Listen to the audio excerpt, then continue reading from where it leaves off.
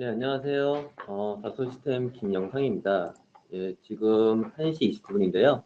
1분 있다가 이제 저희 솔선수방, 솔리드웍스 선수 수다 방송. 오늘의 주제는 솔리드웍스 스마트 제조 에코시스템이고요. 잠시 후에 진행할 건데요. 뭐 이제 시장이 다 됐으니까 바로 진행하겠습니다. 제 옆에 또 한 분이 나와 계신데요. 한번 소개 좀 부탁드리겠습니다. 예, 안녕하세요. 다솔 시스템 코리아에서 테크니컬 매니저를 담당하고 있는 이승철입니다. 오늘 날씨를 보니까 밖에 비도 많이 오고요.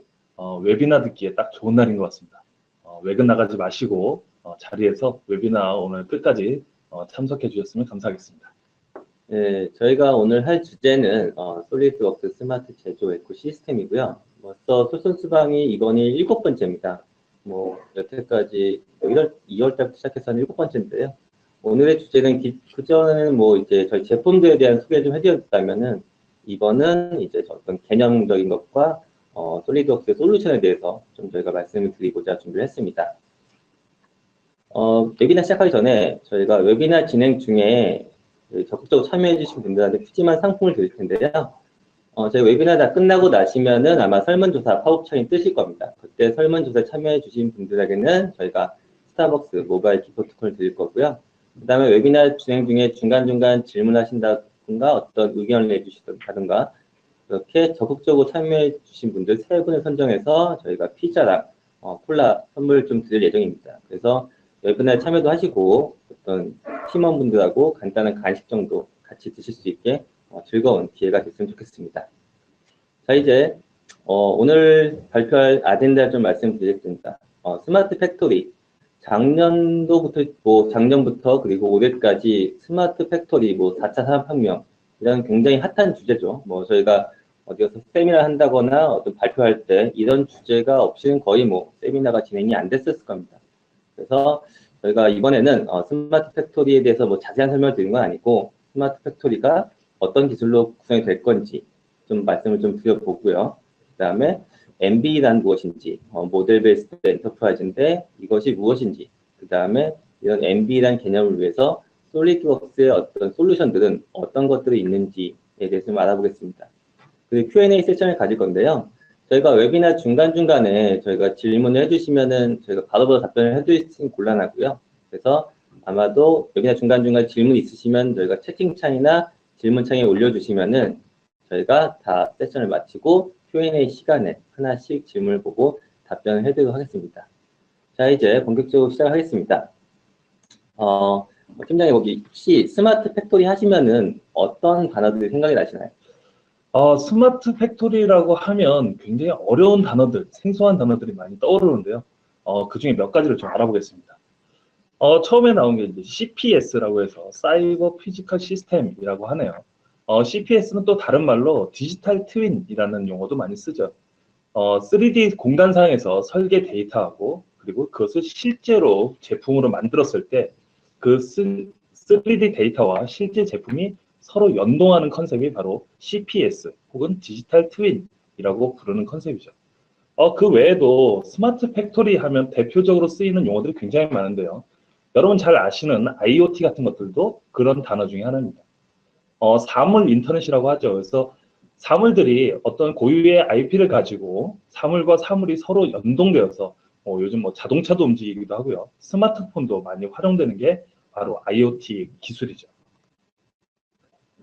또 하나의 예를 들어볼까요? AI가 나오네요. 전에 알파고 때문에 굉장히 유명해진 단어가 바로 AI가 되겠습니다. 이런 인공지능 기술은 요즘 굉장히 각광을 많이 받고 있죠. 다음에 나오는 것은 이제 클라우드가 되겠네요. 클라우드는 이 중에서 그나마 제일 보편적인 단어가 아닐까 싶습니다.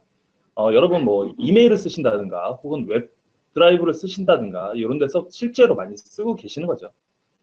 요즘에는 이런 클라우드 기술이 점점 더 발전하면서 단지 메일을 확인하거나 데이터를 저장하는 것뿐만 아니라 클라우드 상에서 어떤 프로그램을 구동한다든가 이런 것들이 굉장히 많이 확대되고 있는 추세이죠. 또 마지막으로 볼 것이 이제 AR, VR입니다. 아까 전시회 얘기를 했었지만 전시회 같은 데 방문하게 되면 사람들이 이렇게 잘생기신 분들이 안경 같은 큰 안경을 쓰고 두리번 거리면서 실제 물건이 있는 것처럼 효과를 누리게 하는 것이 바로 AR, VR인데요. 자, 스마트 팩토리 하면 이런 단어들이 굉장히 많이 쓰이고 있는데 사실 이런 단어들이, 이런 기술들이 우리 실제 제조 현장하고 거리를 좀 생각해 보면 사실은 거리가 좀 있는 게 현실입니다. 그러면 우리 이런 것들을 실제로 제조 현장과 확인을 해봤을 때 어떤 것들을 고려해야 이런 스마트 팩토리에 좀 더 가까이 갈까 좀 더 알아보도록 하겠습니다. 자, 아까 말씀드린 이순재 팀장님 말씀해 주신 아주 굉장히 좋은 기술들이죠. 저희도 한번 써보고 싶고 아마 최신의 기술들일 겁니다. 하지만 이걸 이제 우리 회사에 도입한다고 했을 때는 가장 큰 것이 아마 돈이겠죠. 얼마나 돈을 들여야지 이런 기술을 도입할 수 있을지. 이게 진짜 수십억 드는 어떤 기술이다라고 하면은 당장 도입하기 쉽지 않겠죠. 그리고 우리 회사가 정말 이게 꼭 필요한 건지, 당장 AI가 필요한 건지, 로보트가 필요한 건지는 아마 고민해봐야 될 것입니다. 그래서 정말 우리 회사에 적합한 솔루션인가를 고민을 먼저 해봐야 될 것이고요. 그 다음에 지금 당장 적용할 수 있을 것인지, 지금 현재 뭐 당장 도입이 가능한 기술도 있습니다. 상용화된 기술도 있지만 아직은 이제 초기 단계인, 걸음마 단계인 기술도 있습니다. 그렇기 때문에 당장 도입해서 바로 쓸 수 있을지도 고민을 해봐야 될 부분이고요. 만약에 도입을 한다고 했을 때 어떻게 도입할 것인지, 그 다음에 도입한 후에 우리 회사의 구성원들이 어떻게 사용해야 되고 이것을 어떻게 교육해야 될지 굉장히 많은 고려사항이 있습니다. 뭐 제가 지금 적어놓은 4가지 외에도 아마 수많은 고민사항이 있을 것입니다. 그래서 이런 것들 다 진짜 천천히 고민을 해보고 당장 급하게 갈 것이 아니라 우리 회사에 적합한 것을 파악을 하고 하나하나 단계적으로 스텝 바이 스텝으로 하나씩 구축해 가야지만 스마트 팩토리가 구축이 된다고 생각할 수 있을 것 같습니다.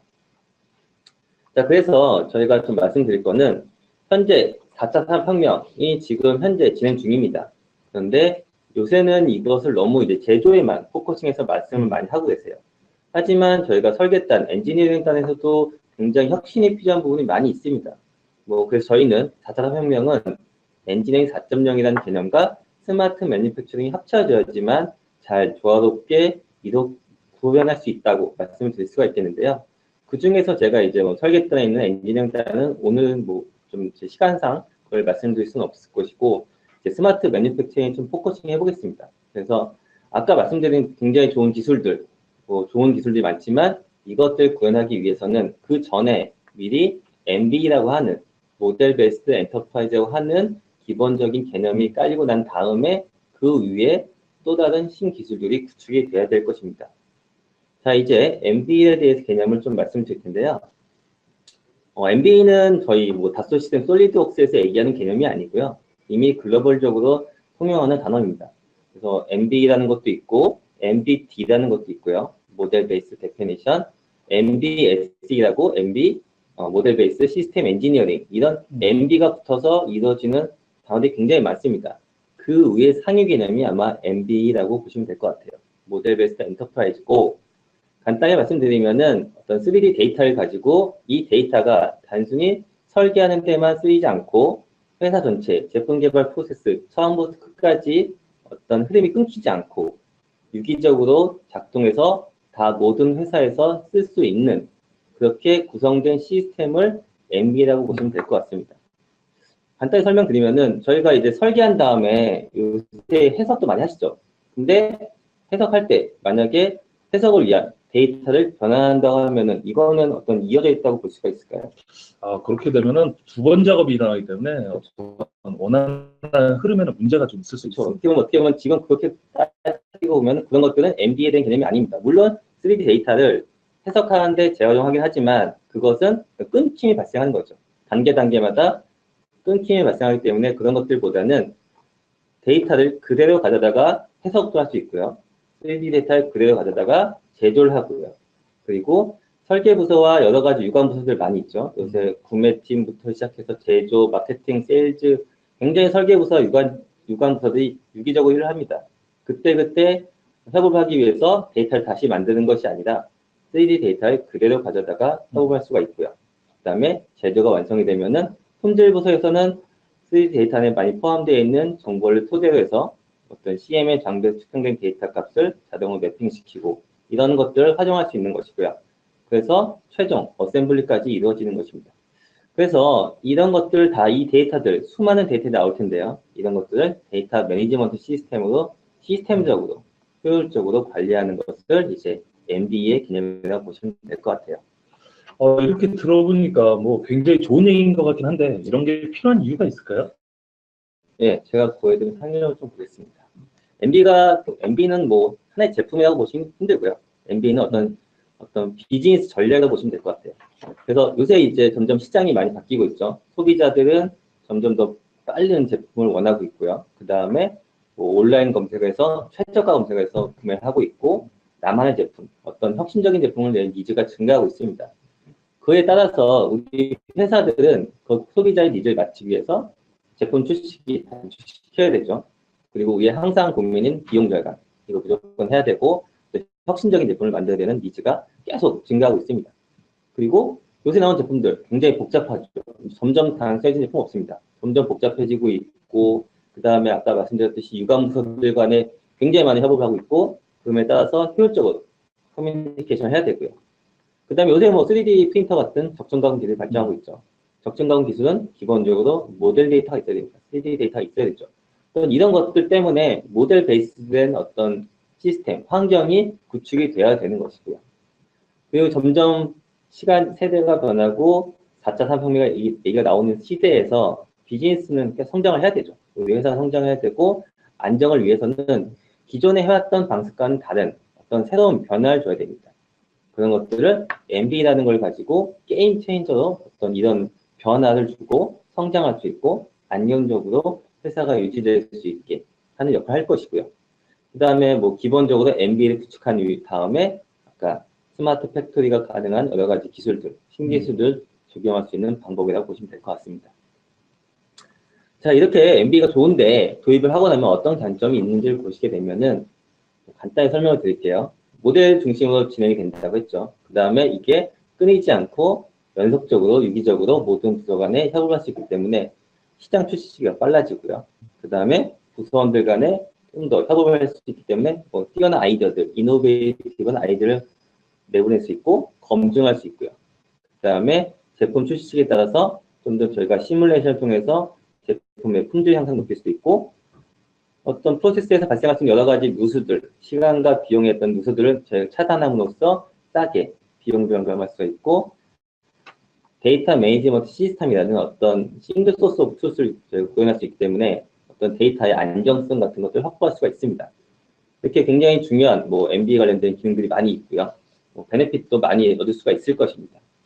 자, 그럼 보시면은 제가 여태까지는 있던 MB에 설명드렸는데 아직 한국 시장은 좀 생소한 사실인 거죠. 그렇죠. 네, 근데- 아직까지는 그런 면이 좀 있죠. 근데 뭐 한국만 그런 건지 글로벌적으로는 어떤 요즘에 트렌드가 있는지 한번 팀장님 좀 발표 좀 해주시면 좋을 것 같아요. 네, 그 글로벌 트렌드에 대해서 좀 말씀을 드릴 건데요. 미국의 미국 표준 기술 연구소라는 데가 있습니다. 니스트라고 부르는데요. 이 니스트라는 협회에서는 이 MB에 대한 스터디를 9년째 하고 있었고요. 그래서 이 9년 기간 동안 여러 가지 연구와 세미나들을 진행해 왔습니다. 여기 밑에 발표 자료들이 일부 내용을 제가 캡처해서 올려놨는데요.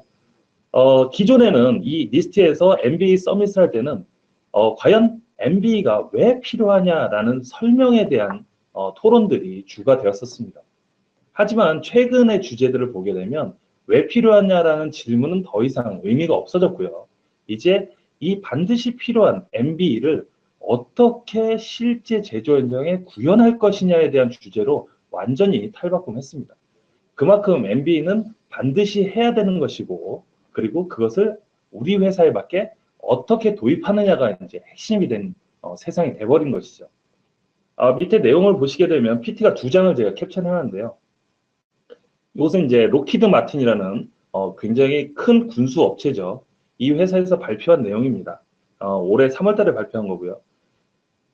록히드 마틴의 경우에는 현재 페이스 1, 그러니까 1단계부터 시작해서 페이스 4까지 4단계까지 지금 발전해왔고요. 그 1단계 내용을 보시게 되면 더 디지털 스레드 비기닝이라고 되어 있습니다.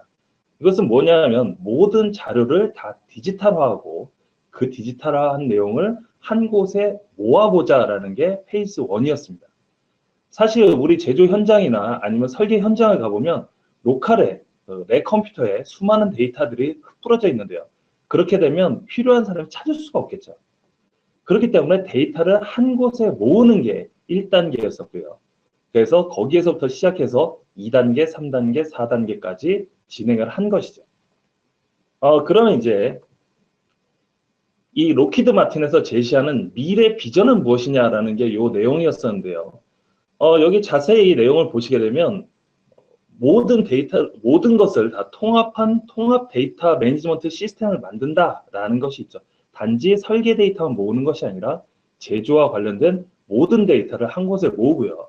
그리고 중간쯤을 보시면 디지털 트윈, 오토메이티드 어널리시스, 로보틱스, 시뮬레이션, AR 등 아까 저희가 스마트 팩토리에 필요하다라고 사람들에게 알려져 있는 최신 기술 이런 것들을 도입해야 되겠다라는 게 미래 비전으로 제시하고 있습니다. 로키드 마틴 같은 이런 초거대 기업 역시도 사실은 MB부터 먼저 시작을 했고요. 그 다음에 이것이 어느 정도 궤도에 올랐을 때 그 다음에 스마트 팩토리의 최신 기술들을 이제 도입해야 된다라는 비전을 제시하고 있는 것이죠. 그렇기 때문에 MB 없이 그런 최신 기술을 마구 도입하겠다라는 것은 앞에 이런 선례들을 봤을 때 적절하지 않은 것 같습니다. 그것이 또 MB가 더 중요한 이유를 다시 한번 설명하는 거가 되겠죠. 그러면 우리 회사는 MB적인 측면에서 얼마나 진도가 나가 있는가를 좀 알아보겠습니다. 이것은 아까 그 미국 협회인 니스트에서 표준을 만든 것이고요. MB 성숙도를 0단계부터 6단계까지 레벨을 좀 만들어 봤습니다. 이 자료를 보실 때 과연 우리 회사는 어느 단계쯤 와 있는가를 한번 되짚어 보시면서 이 자료를 보시면 더 좋을 것 같고요. 자, 레벨 0단계입니다. 0단계는 일단 2D 도면으로 커뮤니케이션을 한다라고 되어 있죠. 그리고 간혹 가다가 필요할 때 뉴트럴 CAD 모델, 그러니까 뭐 중립 포맷이라고 부르는 IGS나 스텝 같은 형식으로 필요할 때 간헐적으로 커뮤니케이션 하는 거고요.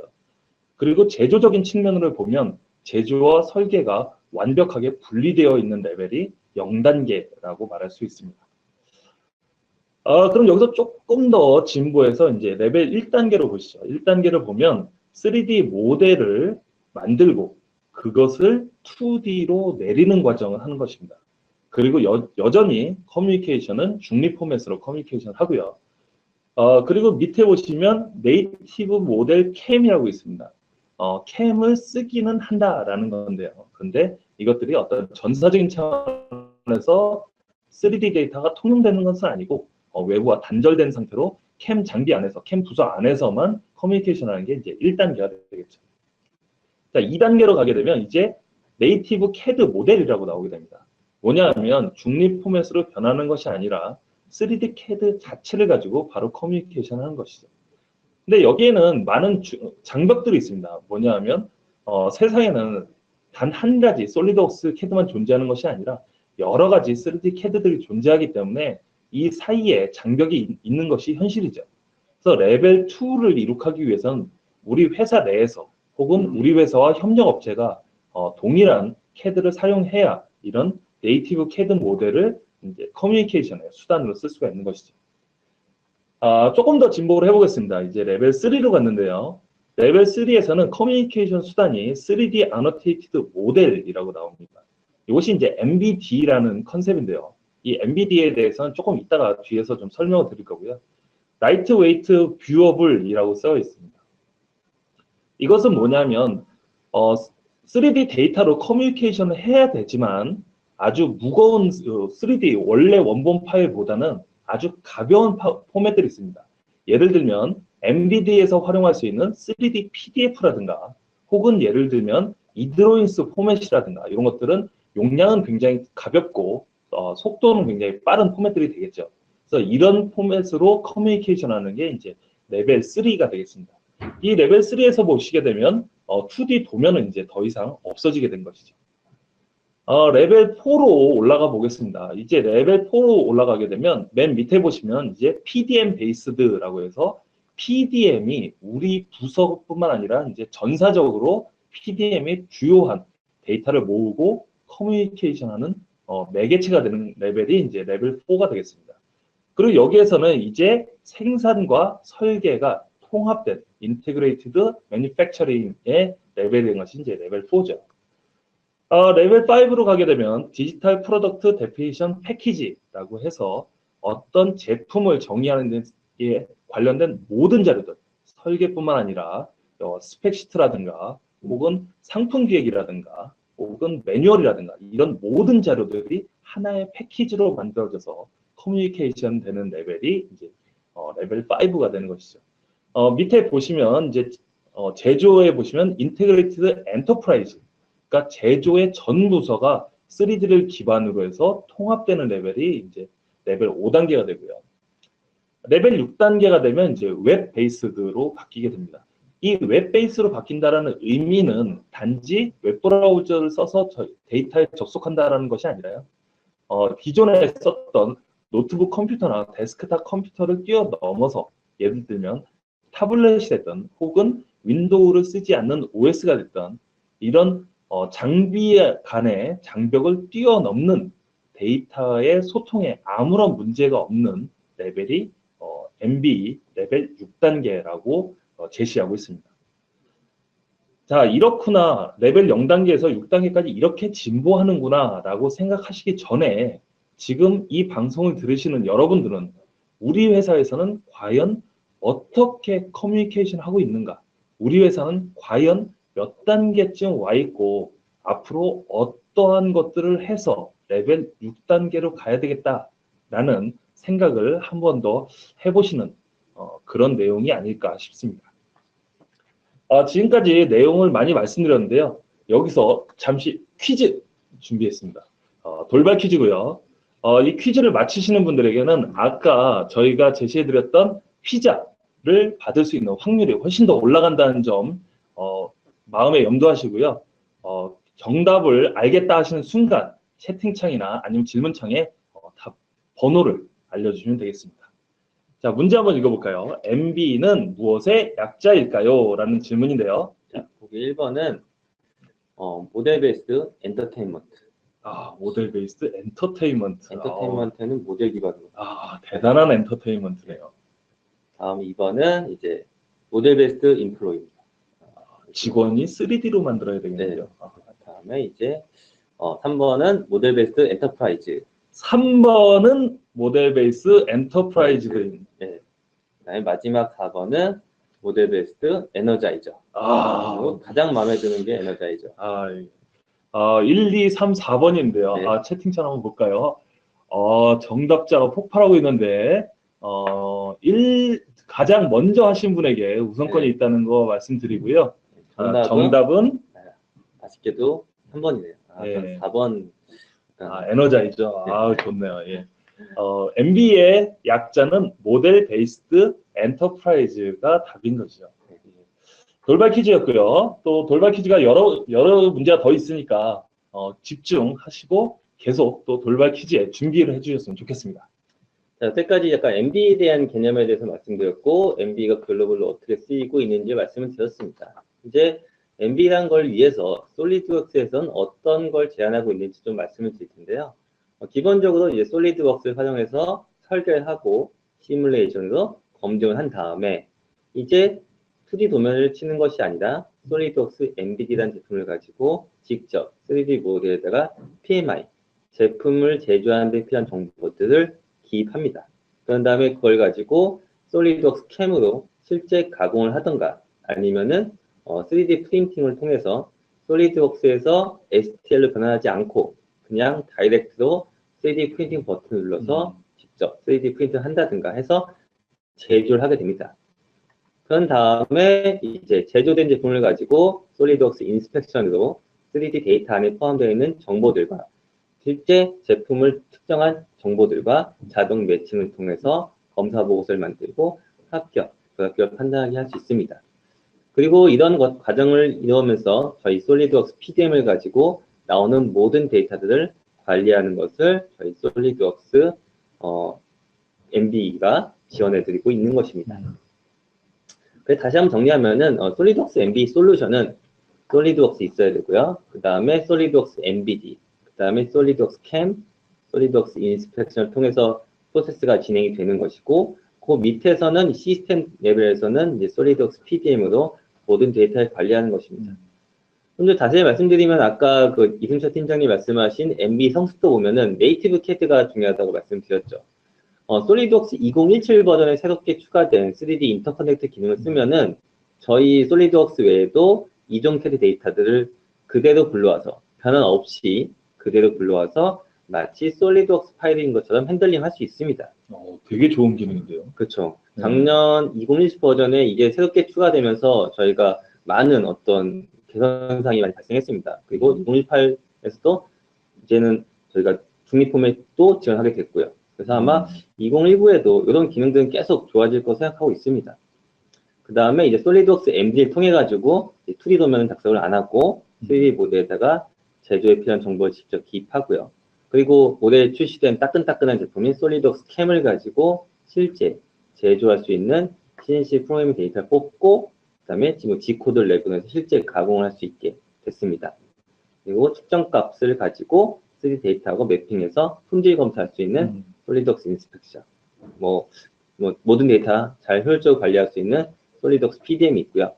특히 솔리드웍스 PDM은 기존에 회사에 쓰시는 ERP 시스템과도 같이 인테그레이션 가능하니까 어떻게 회사 전체에 있는 데이터를 아주 효율적으로 관리할 수 있는 것입니다.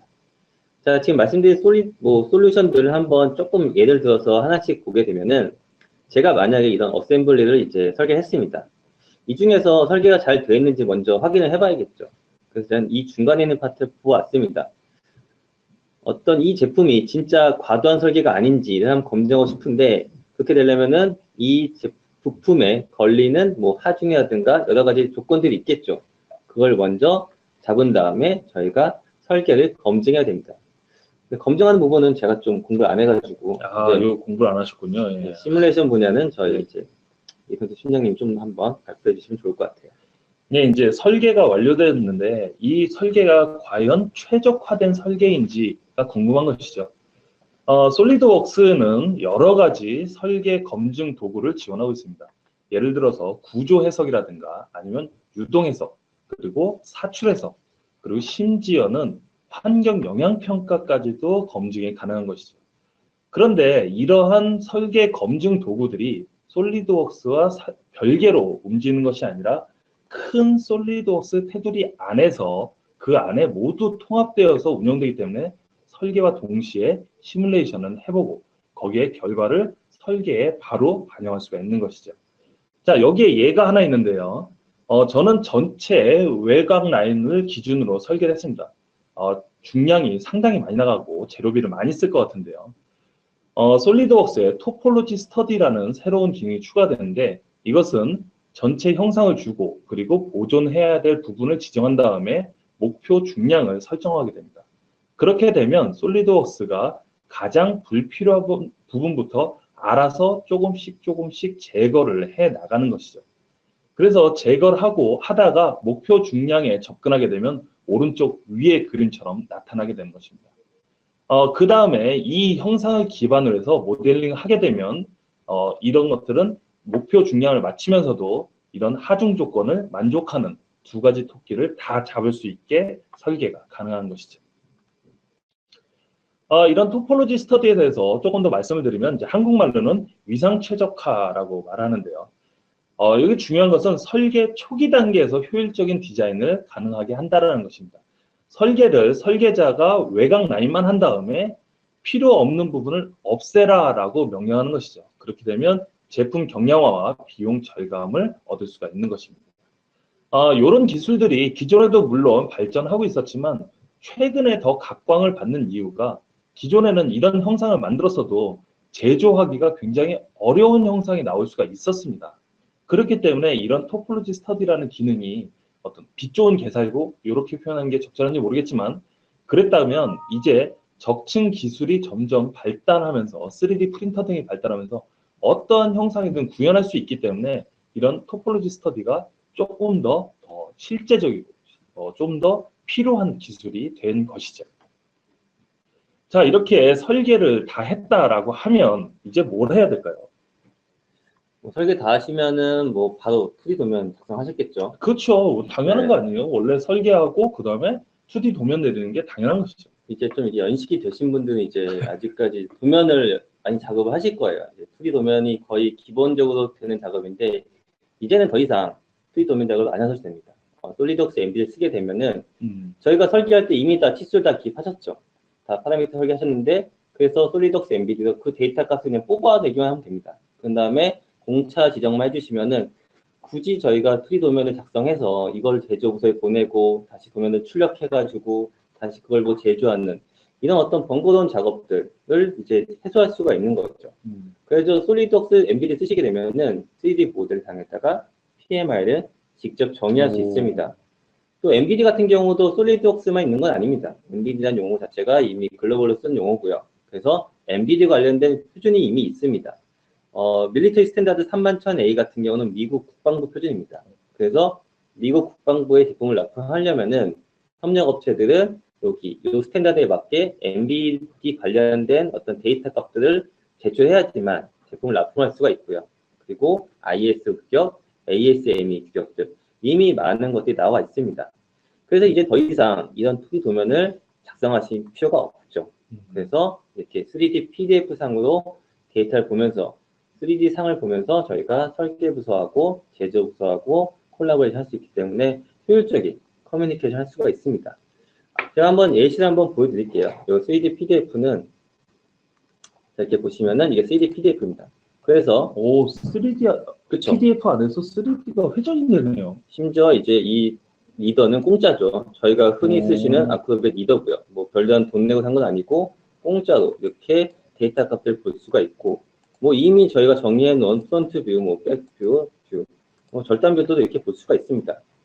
이렇게 볼 수 있기 때문에 기존에 저희가 이제 2D 도면 보실 때 이걸 진짜 3D 형상으로 입체화 시키려면은 뭐 잘 이해가 안 되죠. 처음 보는 제품 같은 경우. 물론 장인분들이 계시죠. 진짜 딱 봤을 때 떠오르는 분들. 홀로그램에 써오르는 그런 분은 거의 한 30년을 하셔야 그 정도 되지 않을까요? 네, 그런 분들은 요새 조금 이제 없고요. 근데 이제 정말 진짜 우리가 3D 뷰를 가지고 제조부서하고 설계부서가 커뮤니케이션 할 수 있다면은 어떤 설계 오류들, 제조 불량 같은 것들을 감소시킬 수가 있는 것입니다. 아까 말씀드렸듯이 솔리드웍스에서는 이두영스라는 3D 뷰를 공짜로 제공하고 있습니다. 그래서 이두영스 파일로도 게시할 수 있고요. 그래서 이것들 이두영스에서 3D 뷰를 볼 수가 있습니다. 지금까지 제조부서에서 설계 도면을 보기 위해서 2D CAD를 구매하셨다고 하면은 그럴 필요가 없는 거죠.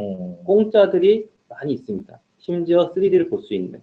그래서 이런 것들을 활용한다고 하면은 효율적으로 커뮤니케이션 할 수가 있습니다. 자, 이제 뭐 제조에서 갖고 이제 실제 제조를 해야겠죠. 그럼 이제 솔리드웍스 캠이라는 것이 올해 출시가 됐습니다. 솔직히 캠 쓸 줄 아시나요? 저 캠은 설계는 많이 해봤지만 캠은 한 번도 안 써봤어요. 맞습니다. 이제 CAD 설계자분들이 캠 영역까지는 솔직히 가기가 힘들죠. 왜냐하면 CAD랑 캠은 다른 분야고요. 진짜 별도로 공부를 해야 됩니다. 저도 뭐 CAD 엔지니어로서 캠은 공부를 많이 해보지 않았지만 하지만 솔리드웍스 캠은 솔리드웍스 CAD 유저분들도 손쉽게 사용할 수 있게 매우 쉽게 나왔습니다. 그래서 솔리드웍스 CAD에서 만든 데이터를 그대로 활용합니다. 데이터 변화 없이 그대로 활용해서 CAD 피처를 캠 피처 자동으로 만들어주고 그 다음에 공부 경로를 만들어주고 시뮬레이션까지 할 수가 있고요. 그래서 완료가 되면은 그때 이제 우리가 흔히 얘기하는 G코드, NC 데이터를 만들고 뭐 편집도 할 수 있습니다. 왜 이걸 해야 되냐라고 봤을 때 설계하시고 나면은 저희가 협력업체 데이터 보냈잖아요. 그렇죠. 그런 다음에 뭐 피드백을 다시 받아 설계 수정하시나요? 그런 일은 사실은 설계하다 보면 아주 흔한 일이죠. 그렇죠. 저희가 설계하고 제조 가능한지 협력업체 데이터 보내서 이 부분 뭐 안 돼요라고 하면 다시 설계 수정해야 되고 이 부분 언더컷이에요라고 하면 약간 창피하기도 하고 설계 수정 많이 하죠. 하지만 이제 설계 단계에서 저희가 제조 가능 여부를 검증해 볼 수가 있습니다. 그렇기 때문에 커뮤니케이션을 개선할 수 있고 이런 왔다 갔다 하는 핑퐁 튀는 사이클 타임을 감소할 수 있기 때문에 품질을 향상시킬 수가 있고요. CAD 엔지니어뿐만 아니라 캠 엔지니어 분들도 CAD 엔지니어와 같은 CAD 데이터를 같이 보고 작업을 할 수 있기 때문에 데이터가 업데이트 되면은 자동 업데이트 되고 이런 것 때문에 훨씬 더 캠 엔지니어분들도 솔리드웍스 캠을 쓰시게 되면은 효과적으로 작업을 하실 수가 있을 것 같습니다. 솔리드웍스 캠은 간단하게 좀 설명을 드리면 어떤 프로세스가 정해져 있습니다. 그래서 캣 3D 모델 그 이후부터 캠 피처를 만들고 우리 회사에 있는 장비라든가 공구를 가지고 오퍼레이션 플랜을 만들고요. 그 다음에 공구 경로를 생성하고 공구 경로 시뮬레이션 해가지고 이상의 문제 확인하고 이상이 없으면은 NC 데이터, G코드를 만들고 실제 CNC 워칭 컨트롤러에다가 데이터 입력해서 가공을 하는 이런 하나의 프로세스로 이루어져 있습니다. 아니, 지금 화면에 보면 프로세스가 굉장히 다양한 것 같고, 이렇게 되면 여러 소프트웨어들을 사용해야 되는 거 아닌가요? 그건 아니죠. 왜냐하면 솔리드웍스 캠은 솔리드웍스와 완벽하게 통합이 됐기 때문에 솔리드웍스 UI에서 하나의 UI에서 모든 작업을 할 수가 있습니다. 자, 이제 캠을 만들고 난 다음부터는 이제 실제 제조를 하게 됐죠. 그 다음에는 아마 품질팀에 롤이 부여될 것입니다. 그 다음 순서부터는 팀장님 한번 설명 좀 해주시면 좋을 것 같아요. 예, 이제 실제 제품이 들어왔다라고 하면 그 제품이 도면에서 만들어진 거와 일치하는지를 하는 품질 검사를 하는 것이 굉장히 일반적이죠. 요것은 지금 솔리드웍스 안에서 MBD와 인스펙션이 통합되어 있는 화면인데요. 여기 자세히 보시게 되면 숫자들이 쓰여 있습니다. 치수 옆에 숫자가 쓰여 있는데요. 혹시 품질팀에서 근무를 하시거나 혹은 품질 업무를 해보셨거나 품질과 설계팀이지만 품질 부서와 커뮤니케이션 하신 분들은 이게 어떤 의미인지 아실 거예요. 치수 번호 옆에 번호를 붙인 다음에 그것을 엑셀로 다시 불러드리죠. 그 다음에 여기에 공칭 치수라든가 공차라든가 상한치, 하한치 같은 것을 다 기입을 하죠. 그래서 양식을 만들어 놓은 다음에 실제 제품이 들어왔을 때 그것을 일일이 하나씩 재가면서 그 값들을 입력해 나가는 것이죠. 그 다음에 여기에 합격인지 불합격인지 이런 것들을 엑셀에서 표기하던 방식이 기존의 품질 검사하던 방식이었습니다. 근데 솔리드웍스 인스펙션을 활용하게 되면 여기에 있는 치수 번호를 자동으로 모두 입력할 수 있고요. 그리고 그렇게 자동으로 입력한 것을 기반으로 해서 FAI 리포트라든가 이런 것들을 산업 표준에 맞게 혹은 우리 회사 표준에 맞게 커스터마이즈해서 자동으로 만들 수 있고요. 그 다음에 우리 회사에 디지털 캘리퍼스나 아니면 CMM 장비가 있다라고 하면 거기에서 측정한 값을 사람이 수기로 입력하는 것이 아니라 자동으로 임포트할 수 있게 해주는 것이죠. 그렇게 되면 기존의 품질 부서에서 하던 굉장히 많은 수작업들, 아주 반복적이고 오류 가능성이 높은 수작업들을 다 솔리드웍스 안에서 다 자동화할 수 있게 해주는 것이 바로 솔리드웍스 인스펙션입니다. 자, 이렇게 설계, 해석, MBD, 캠, 인스펙션 등 여러 과정을 거치다 보면 이 사이에서 굉장히 많은 데이터들이 발생하게 됩니다. 아까 저희 MBE라는 컨셉을 계속 말씀드렸지만 3D 데이터를 한번 만들었으면 그 데이터를 기준으로 해서 모든 업무가 원활하게 흘러가는 것이 MBE의 컨셉이기 때문에 이렇게 다양한 부서에서 만들어진 다양한 데이터가 한 곳에 통합되어 있어야 하고요. 이렇게 통합되게 가능하게 해주는 것이 바로 솔리드웍스 PDM이 되겠습니다. 솔리드웍스 PDM을 사용하게 되면 이러한 장점들이 있어요. 예를 들면 동시병행 설계 협업이죠. 여러 명의 설계자가 동시에 하나의 프로젝트를 수행하는 것들, 그리고 데이터 표준화와 체계화를 가능하게 해줍니다. 물론 솔리드웍스 PDM을 사용하게 되면 데이터가 당연히 매우 안전하게 보관이 됐죠. 왜냐하면 자동화된 백업 절차 때문에 그렇습니다. 그런 것들이 결국은 설계 생산성을 향상시키게 되는 것인데요. 오늘 이 MBE의 관점에서 보게 되면 솔리드웍스 PDM으로 통합하는 것에 대한 최고의 장점은 개발 프로세스가 연속성을 갖게 된다라는 것이죠.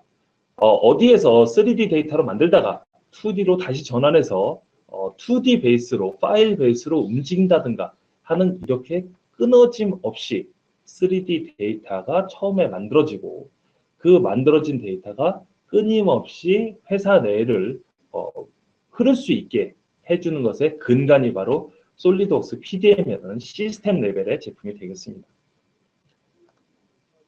저희가 여러 제품들을 좀 설명을 드렸어요. 솔리드웍스, 인스펙션, 캠, PDM, MBD 이런 제품들을 설명을 드렸었는데 이런 것들이 실제로 통합이 되는 이유가 지금 화면에 보이시는 이유 때문에 그렇습니다. 하나의 모델로 하나의 UI 안에서 솔리드웍스와 캠이 가동이 가능하고요. 그리고 여러 설계자가 혹은 여러 협력 부서가 하나의 3D 모델 기반에서 협업이 가능하고 인스펙션과 MBD가 동일 3D 모델을 기반으로 해서 업무를 처리할 수 있게 해주는 것이죠. 지금 제가 몇몇 화면을 캡처를 예를 들어서 해놨는데 다양한 제품들이 서로가 애드인을 가지고 있습니다. 이 애드인이 있다는 것이 문제가 아니라 이것들 덕에 모든 제품들이 마치 하나의 제품인 것처럼 하나의 플랫폼인 것처럼 업무를 할 수 있게 해준다라는 것이 솔리드웍스의 가장 큰 장점이죠. 예를 들어서 다른 경쟁사에서는 우리 회사에서는 이런 제품도 가지고 있고요. 저런 제품도 있고요. 이런 제품도 있습니다. 라고 얘기하는 회사들이 많이 있습니다만 사실은 그렇게 제품을 많이 가지고 있는 것이 중요한 것이 아니라 우리 회사에서 실제로 3D 데이터를 한번 만들었을 때 이것이 회사 내 전 부서로 원활하게 흐를 수 있게 시스템화 되어 있느냐 안 되어 있느냐가 중요한 것이고요. 그런 레벨에서 솔리드웍스의 강점을 좀 더 부각을 시켜서 설명을 보셨으면 좋겠고요. 사실은 이것은 이제 MBE 컨셉에서만 말씀드린 거고요. 솔리드웍스의 통합은 실제적으로는 훨씬 더 넓습니다. 지금 솔리드웍스 가운데 있는 솔리드웍스를 중심으로 해서 다양한 솔리드웍스의 제품군들이 모두 다 연결이 되어 있고 통합이 되어 있고요. 그런 것들이 솔리드웍스 제품을 뛰어넘어서 예를 들면 터치가 가능한 장비라든가 탁헤드 데이터라든가 NC머신, 3D PDF, 3D 프린터, VR 이런 최신 기술들 역시도 솔리드웍스와 통합되어서 운용이 가능한 것이죠. 이런 것이 MB라든가 혹은 여러 산업계의 발전에 지대한 역할을 할 거라고 보고요. 저희가 지금까지 굉장히 많은 얘기를 해드렸지만 결론은 이 화면 하나입니다.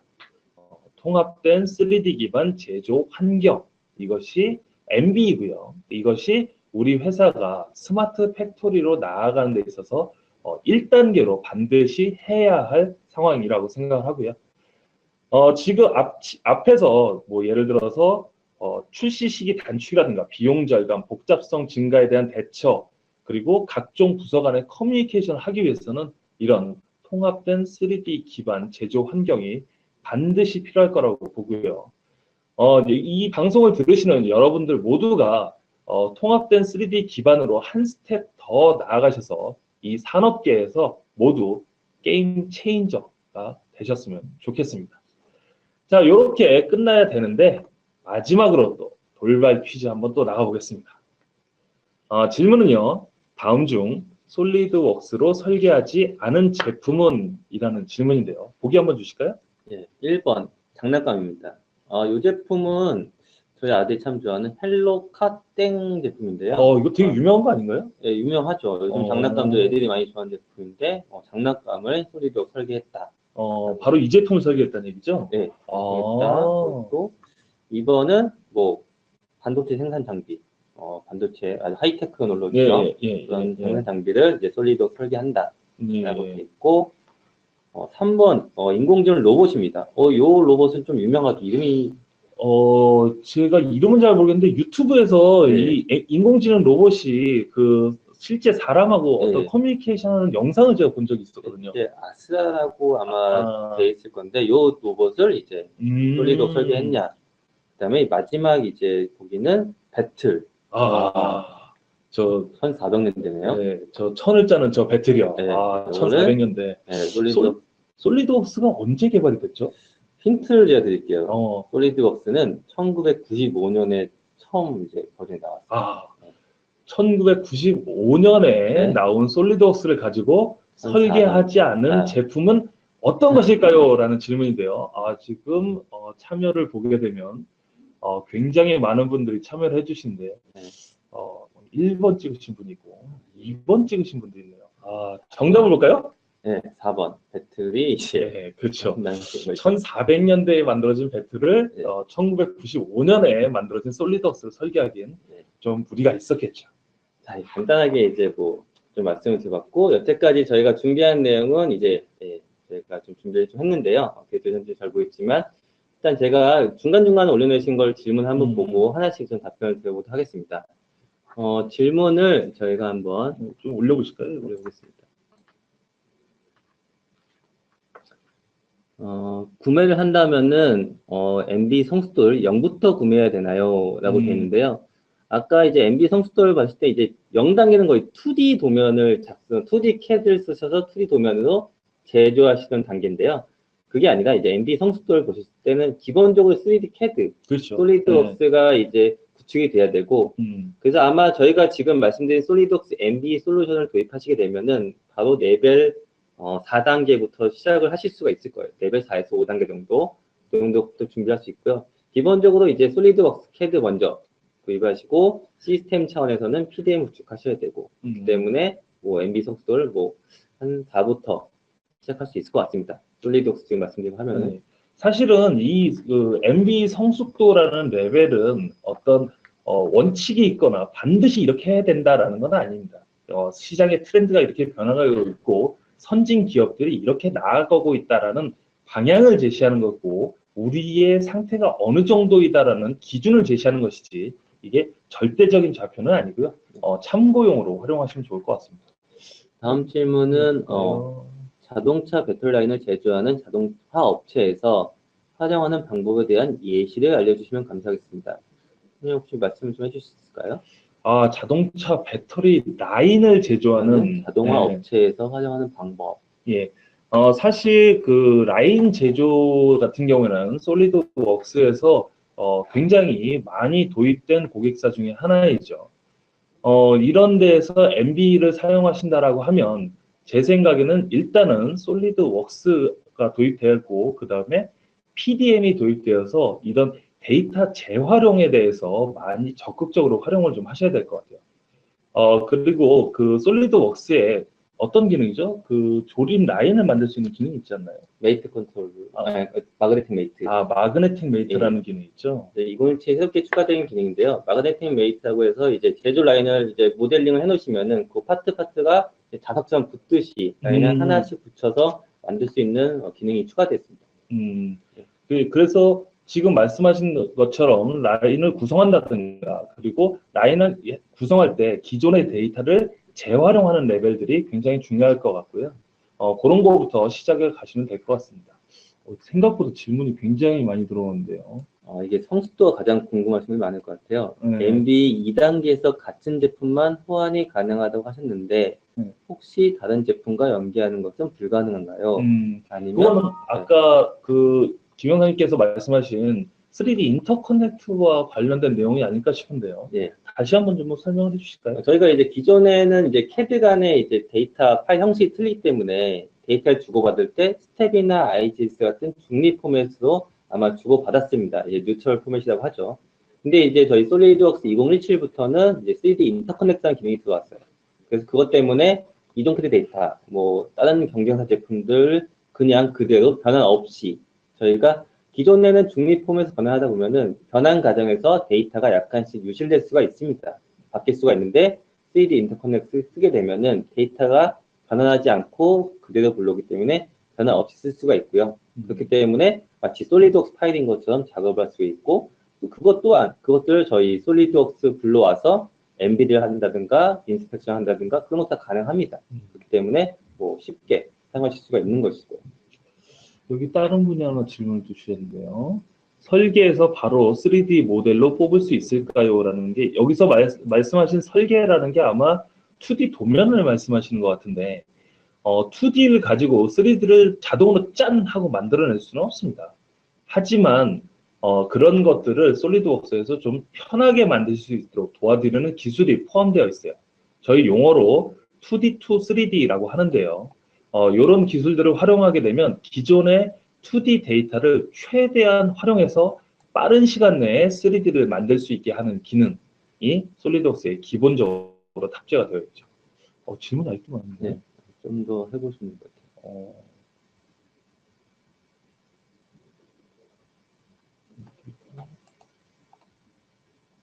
지금 아까 그 돌발 퀴즈 답변하고 이 내용들이 많아서 이게 좀 헷갈리는데, 잠시만요. 이게 MBD가 실제 제조 현장에서 사용되는 사례가 있나요? 라는 질문인데요. 사실 MBD 같은 경우는 기존의 2D 도면을 없애보자라는 취지고요. 불필요하다라고 판단해서. 그래서 굉장히 좀 혁신적이고 실제 제조에서 도입할 수 있을까라는 고민이 좀 될 수도 있는 주제 같은데요.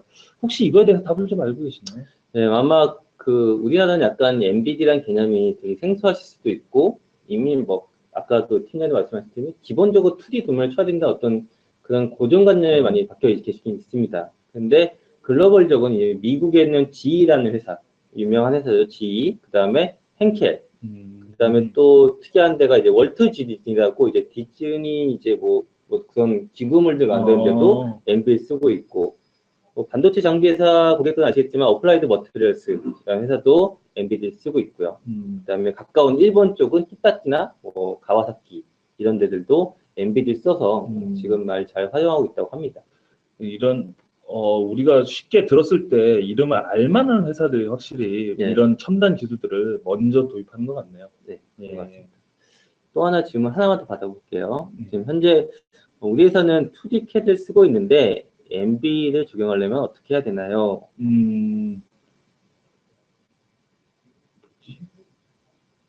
네, 2D CAD를 쓰고 있는데 MBD를 적용하려면은 어떻게 해야 되나요? 라고 되어 있습니다.